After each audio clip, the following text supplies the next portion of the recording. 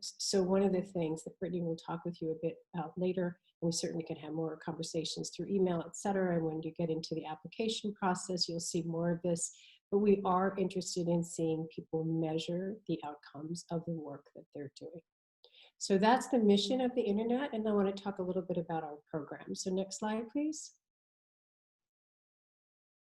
Oh, sorry. First, I'll talk about our history. I thought our programs were next. Okay, so where have we been and where are we going? So the Internet Society itself was founded in 1992. And along the way, they did start to provide grants. So as you can see in 2009 through 2019, the Internet Society itself was providing grants, but primarily just to Internet Society chapters. There are approximately 135 Internet Society chapters around the world, some of which are actually special interest groups. But as you can see, we really have a global reach just in the chapter grant program itself. When the foundation launched, they decided to move the Beyond the Net, which is the name of the chapter program, over to the foundation. All philanthropic efforts now will be run out of the foundation. And that is the idea of expanding the mission through philanthropy. So you'll see now that in February of 2019 on this timeline, that we established the grant-making organization in support of the vision. And that's who we are, what we do. So we have the Beyond the Net as part of our portfolio that moved in last year. And then since I joined the organization in July of last year, we've been building strategies, programs, and certainly expanding our program areas into including skills. So we have this great team. You've met 4 of them today. There are a few others, myself and 4. And then we are also launching a lot of programs. So now we'll go to the program slide. Sorry about that. Okay, so we have 6 different program areas working together to achieve an overarching goal. And as you can see, this is intentionally done as a Venn diagram.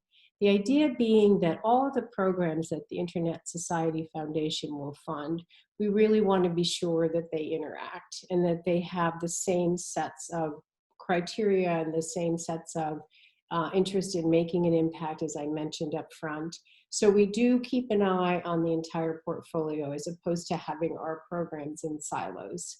As you can see, the 6 different program areas are the chapter funding, to which I referred earlier, which is Beyond the Net. We also will be launching a disaster resilient community, building disaster resilient community program. Research is coming. I'll talk a little bit about COVID on the next slide.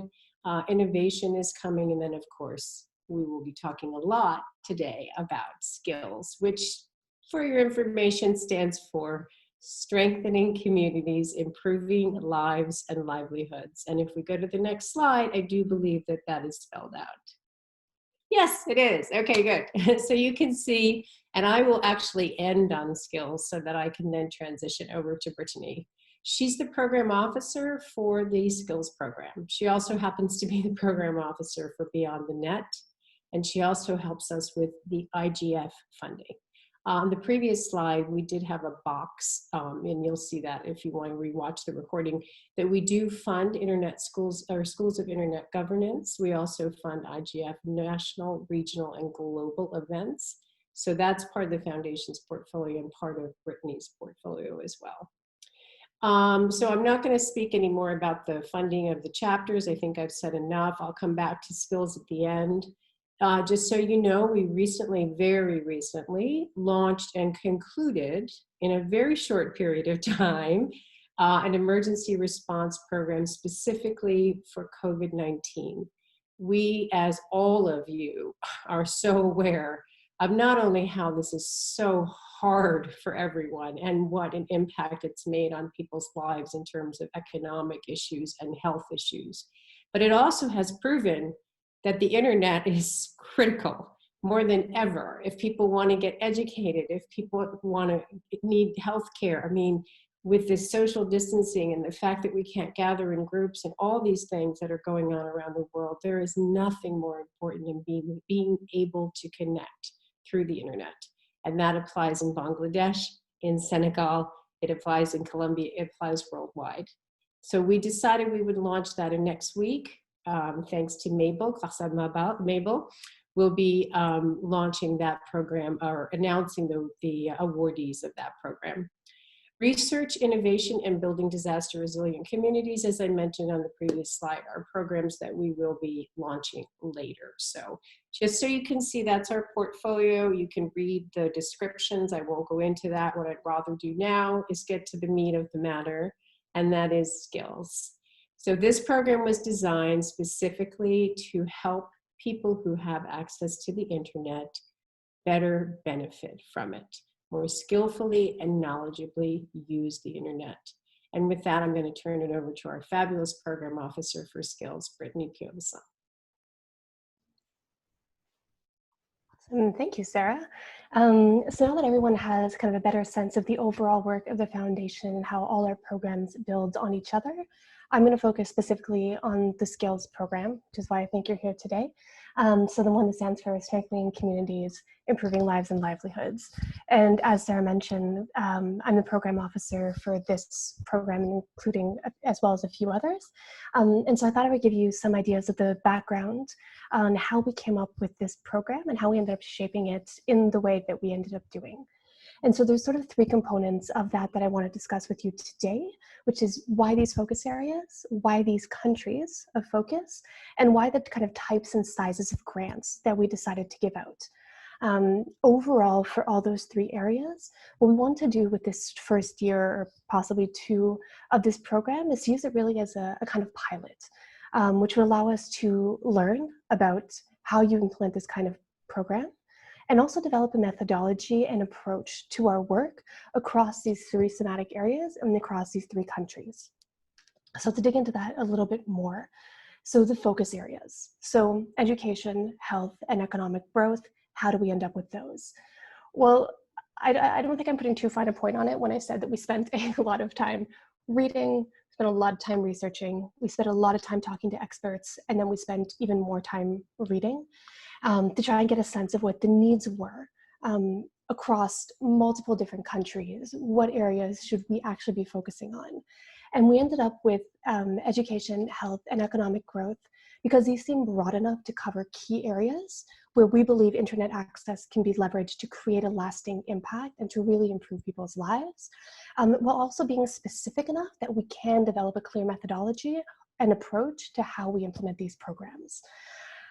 As Sarah mentioned, I don't think any of us had planned for COVID when we were coming up with this program area. I think if we had, I would have made sure that I was quarantined on a beach somewhere.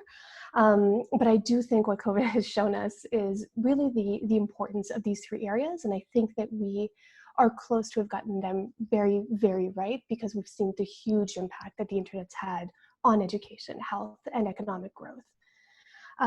So why these countries? How do we end up with Colombia, Senegal, and Bangladesh, other than the fact that clearly these are awesome countries? So Sarah and I spent a lot of time digging into the countries, discussing them with kind of policy experts, with regional experts, with organizations that work in the space, with actors on the ground. We had conversations at all levels.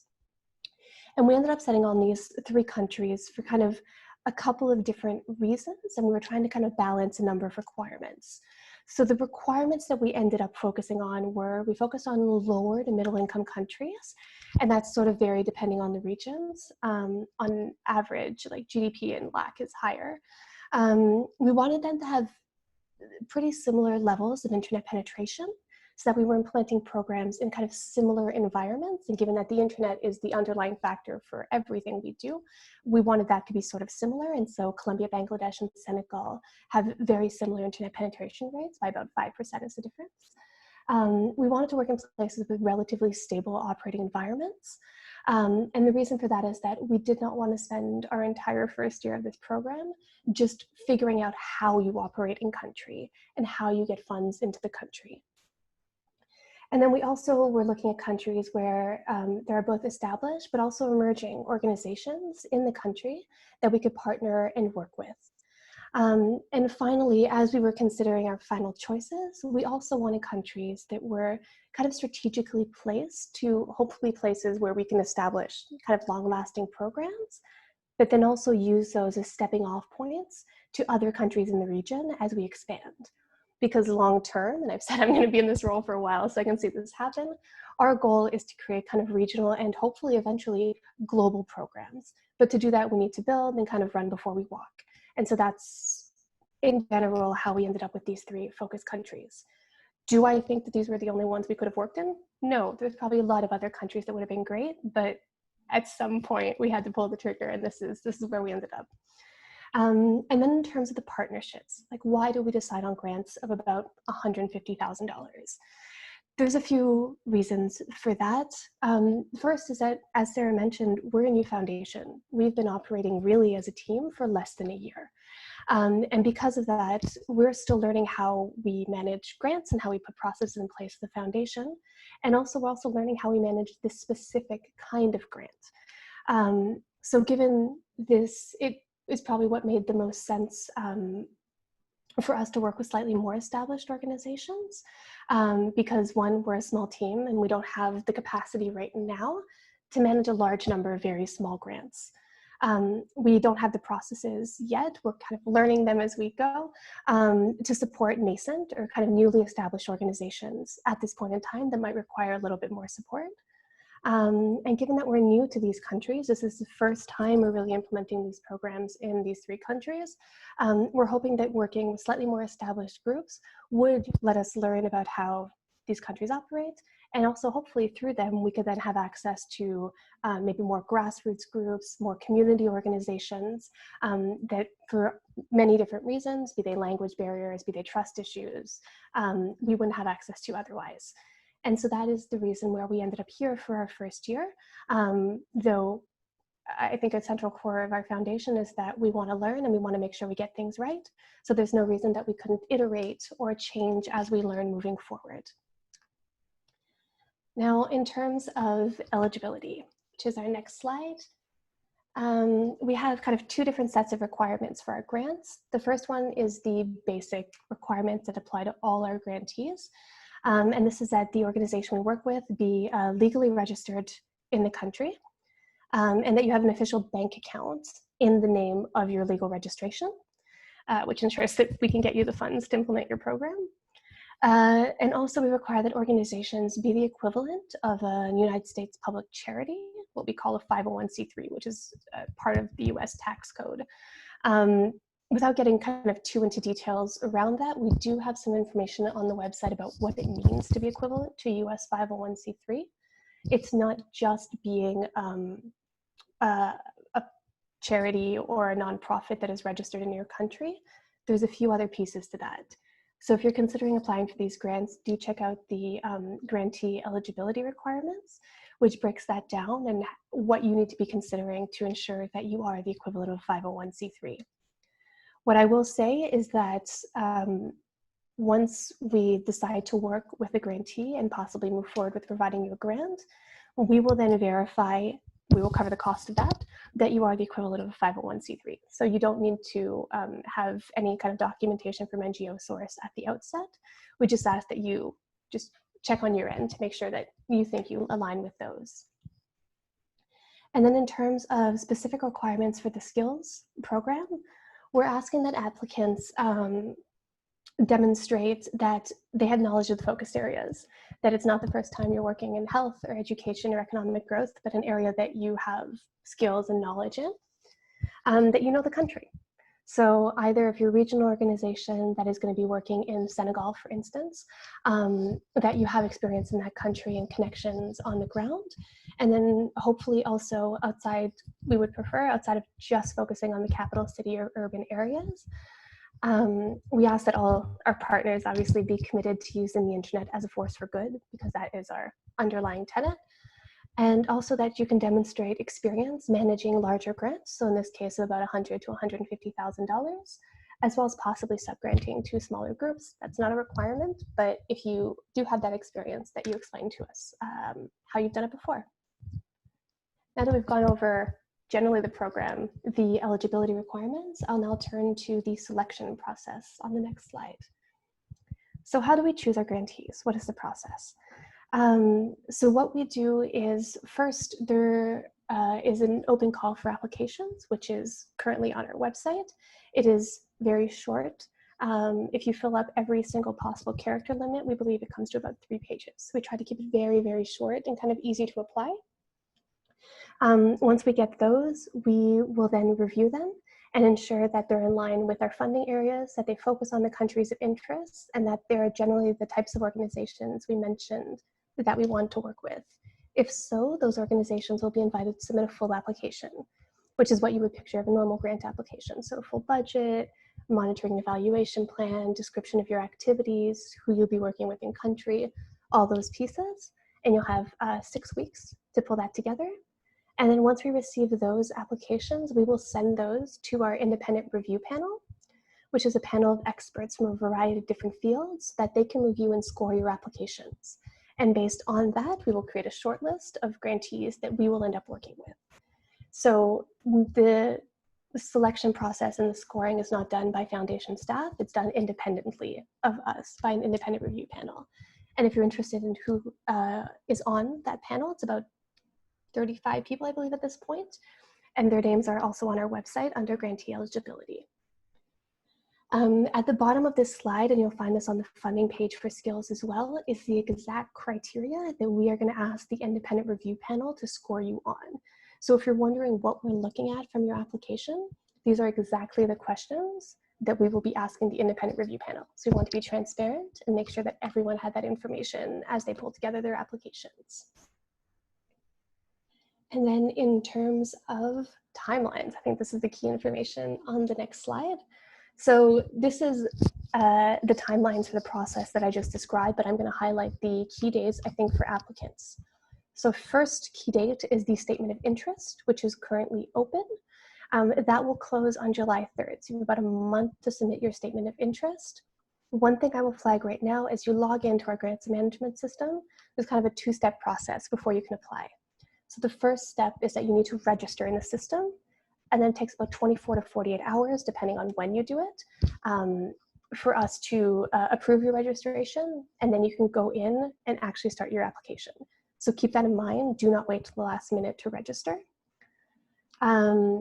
Once we've gone through these statements of interest, then for those who will be invited to full application, you'll hear back the week of July 13th. So keep that in mind. July 13th is when you'll hear back for the full application. And then you'll have 6 weeks to pull that together and submit it. And if you are selected following the full application, you will be hearing back the week of September 7th. So this is a slightly longer process, but we want to give everyone ample time to submit the best application they could, and also give ourselves the time to fully review your application and not make any decisions without reviewing all the information that you provide. And I think those are all the key details from big picture why SCILLS to the brass tacks of our timelines. And so now we will cover questions. When you had registered for this webinar, we asked if anyone had any questions. So I'm going to cover those first. And if anyone wants to throw any questions into the chat that you might have come up with while we were talking, feel free to do that, and then I'll turn to the chat. But we have about a half hour to cover questions, so send them in basically. All right, the questions we have received so far were about first I'll say, if the question you submitted is very specific to your organization, things like, I'm this kind of organization, can I apply? I will respond to you directly because that seemed very specific to your case. So expect an email from me. But in general, the general questions we received are, if you're not based in the focus country and would like to apply to implement a program there, can you apply? In general, yes. For instance, if you're a regional organization that works in West Africa or South Asia, and part of your work happens in Bangladesh, but you're not technically headquartered there, you can apply. Just please justify why you're best placed to do this work and how you're connected to actors on the ground, how you know the issues, those pieces. Questions we've received in regards to applications. We were asked, can organizations submit multiple applications? Yes, absolutely. Submit as many as you want, basically. The one thing I'll say is that we will probably only fund one application per organization. So if you submit multiple, you're basically leaving it up to us to decide which is most in line with what we're trying to do. We have questions on the specifics of the statement of interest. If you have questions on like what is in the statement of interest, what are the questions, how you pull that together, I would just ask that you log into Flux, register, wait to receive your registration confirmation, and then actually open the application page, and then you'll see all the questions there, the character limits, all those pieces. So now that the application is open, go in and you can see it yourself. We were asked if organizations can apply in French and or Spanish. Sí, oui, yes you can. We will only accept applications, however, in English, French, or Spanish. We had questions about the types of projects that the foundation might be interested in funding. So we were asked if we would fund projects solely focused on bringing connectivity to communities. So things like building a community network or something like that. In this case, no. SCILLS focuses on working with communities that already have access to the internet in some capacity. So if your project is focused solely on bringing connection to the internet, that is outside of the scope for this. That's something that we fund under a different program area. If a part of your project is installing a Wi-Fi hotspot in a school so that then you can leverage the internet, that would make sense, but not solely projects focused on connectivity. We were asked a lot of questions about kind of equipment as part of the budget line. So things like, can we provide staffs with smartphones? What about hardware? Yes, we will consider that as part of your application, but please just justify and explain why it is that you need these things and why they're a key part of your project. We were asked if we would fund software development and updates to software. Tentatively, yes. What I would say is that please be clear in explaining why the existing software doesn't meet your needs and you need to create something new. How you're taking into consideration the needs of the community that will be using this software, the security and privacy implications of this software, and also its sustainability beyond the life of this project. And finally, we had a specific question about whether or not we would fund the next generation of IT professionals, as that was a need in one of the countries. Technically, yes. Again, it would just depend on how this fits into your application, how it responds to needs on the ground. So just be clear to explain why this is something that is specifically a need. All right, those are the questions we received at the outset when you were registering. And I'm now going to turn to the chat because there's a couple of different questions there. We have from Raphael, thank you again for the recording recommendation. What are the main topics we need to include in the statement of interest? Again, I'm going to push you to the actual statement of interest, just one, so I don't forget anything, and two, you have it in front of you. But it's all there, and it's the general questions you would probably expect, like explain your organizational capacity, explain generally what your project is, how will it be sustainable beyond this funding, those various pieces. And once you're in the Flux system, you can also save the statement of interest as a PDF, so you can refer back to it and work on it outside of the system too. Amy asked if you can submit 2 projects in 2 different areas. You can technically submit as many projects as you want. If you have 1 project in all focus areas, great. If you want to submit 1 project per focus area, that works as well. Adam, in each country or thematic area, is there a total anticipated number of grants to be issued? So we have a total budget amount for this program. My sense is that it will probably be about 2 to 3 grants per country, but that will depend on the amount of funding that each organization requests. But that is, at the outset, my general sense of where we'll fall on that. And in my mind, we've broken down by country, not by thematic area. Also, if multiple grants given to different organizations in the same thematic area, is there the expectation or opportunity to work with the other grantees? Adam, that's a great question. I think we're still thinking, and Sarah, please feel free to step in. I think we're still thinking about how we would make that work, but I think one of the things I would like to have is kind of a community that we work with under the SCILLS program that can share with each other lessons learned, the knowledge they've gained as they implemented this program. So I think it would be great if we could find a way to share knowledge across our grantees. But I'm not sure I would say it's an expectation solidly, because we need to figure out what that would look like. Yeah, I think to add on to what Britt said, it would be a lovely benefit for sure, because there's nothing better than learning from one another. So I think it would be just a matter of us figuring out the best way to do that. It would depend a lot, of course, on the number of grants, et cetera. But I like the idea a lot, because I think there's a lot of value in that kind of dialogue. Awesome. We hadn't even discussed this and we're on the same page. All right, Aftab had a question about the 501c3 equivalency. Do we need to register here, or is it just some requirement to fulfill? So what I would say about the 501c3 is please go look at the grantee eligibility page, where we have the breakdown of what exactly that means, kind of 3 basic categories of what it means to be the equivalent of a 501c3. And please do verify that you meet those 3 main categories. And then, because we will ask you to justify that in the application in the statement of interest. There's nothing you need to register or do at this point other than explain to us how you meet those requirements. And then if we decide to move forward with funding you, we hire an organization called NGO Source. They're part of TechSoup, and they will actually verify that equivalency with you, and that's something that we will cover. So at this point, you just need to explain to us how you meet it. You don't actually need to do anything other than that. Michelle, is a partnership with an organization in the priority country eligible? I don't know your specific situation, Michelle. It sounds like you might not be in that country, but that you would be interested in partnering with an organization in that country. Yes, I think in your application just explained why that partnership makes sense, what skills you bring as an outside organization, and what the local partner will do. So just be clear to explain like the goal of your program, what everyone's doing, and why you're best placed to receive this grant and implement this project. Andres, do you fund purchasing computers and internet access to NGOs who provide educational training and work skills in the countryside?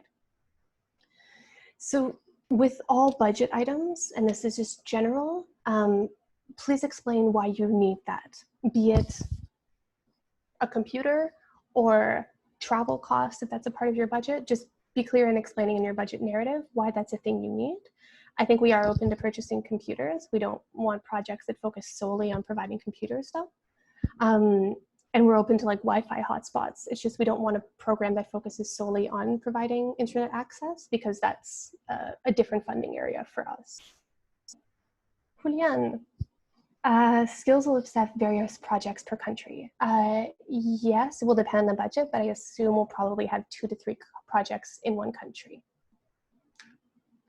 Sam, I'm recognizing names of people I've spoken to, so hi everyone. Would you consider projects around disability and inclusive education? Yes, we would love to work with focus on marginalized populations or communities, be that people with disabilities or youth or LGBTQ communities or people in rural areas, people who don't speak the majority language. So yes, absolutely. We have one question. It's just around 150,000 USD for each country or in total. 150,000 US is per grant. So depending on how much each organization requests, there'll probably be 2 to 3 grants per country of up to $150,000 each, if that makes sense. Catherine, she says hi to everybody. As far as construction for improvement of a school, bringing connectivity and equipment to a specific area, does that count? So I think we've talked about this. We don't fund connectivity in and of itself. So building a school in order to build connectivity, I think would be outside of scope for this project. Also, can you explain about the fiscal sponsorship? So some organizations use fiscal sponsors for a number of different reasons. It can be because they're not legally registered in their countries for specific reasons in that operating context. It could be because it takes a while to register and they're in the process, but they haven't received it yet.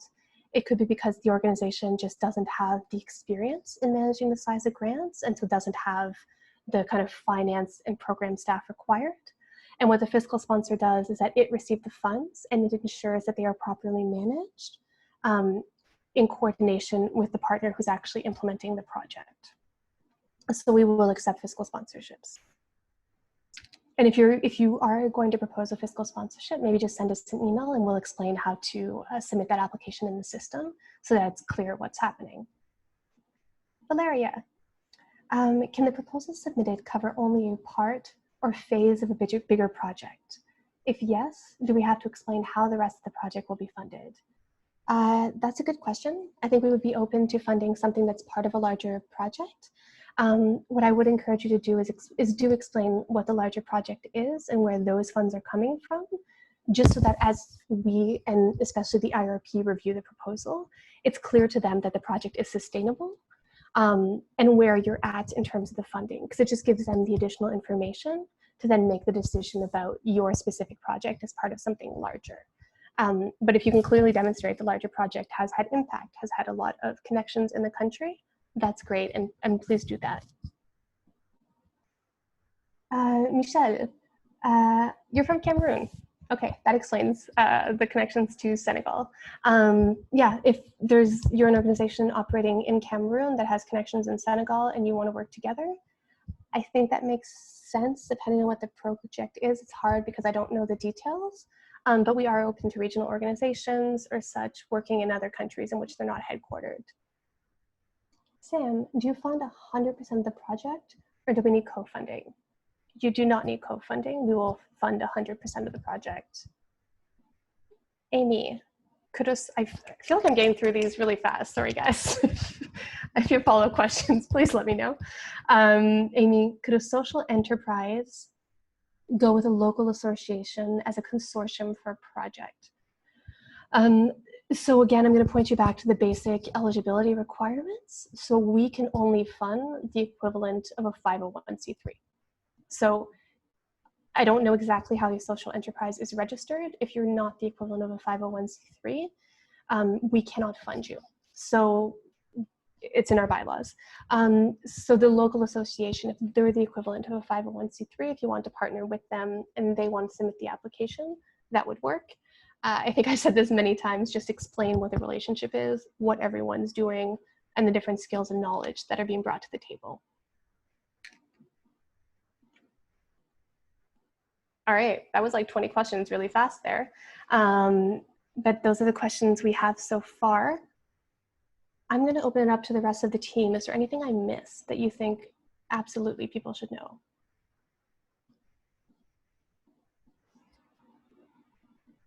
I would like to comment that the grants management system that Connie, who you met at the beginning of the call, has been really the spearheading team leader, creator, designer, everything. She's done this system.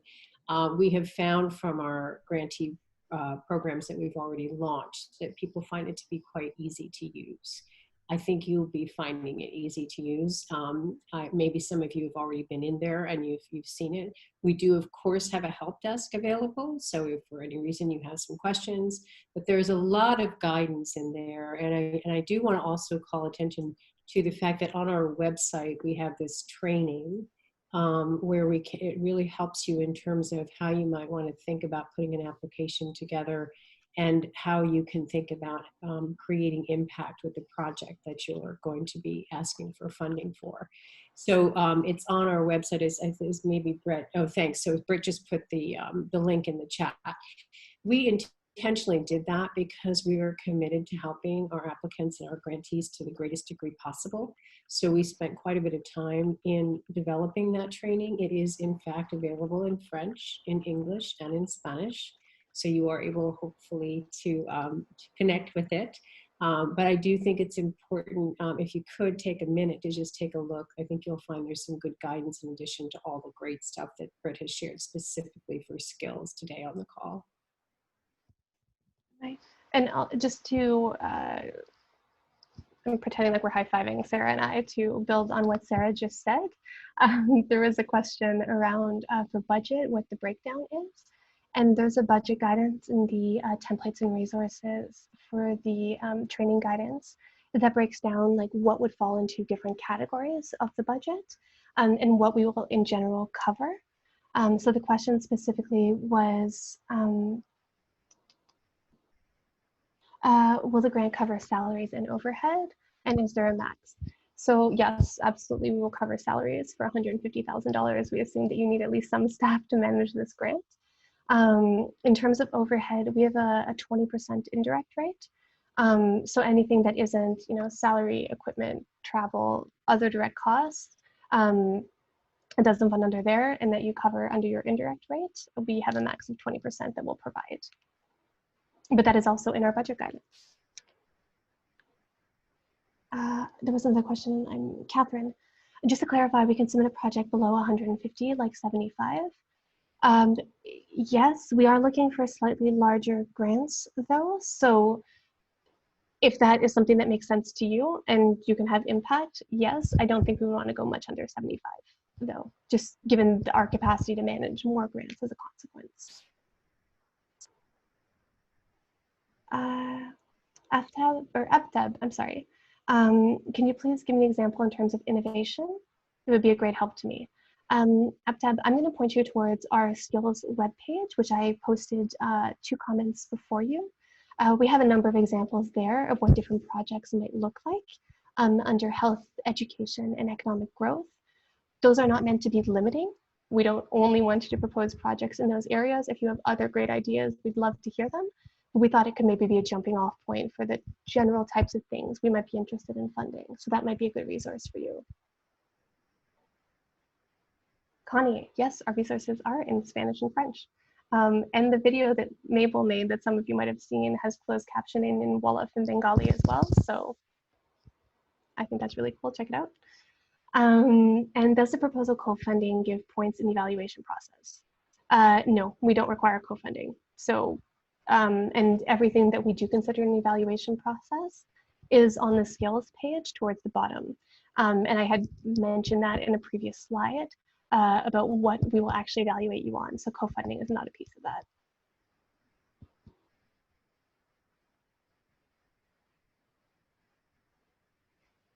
Awesome. Well, we have about 15 minutes left. I am happy to give you 15 minutes back to your morning, afternoon, or evening, depending on where you're currently located.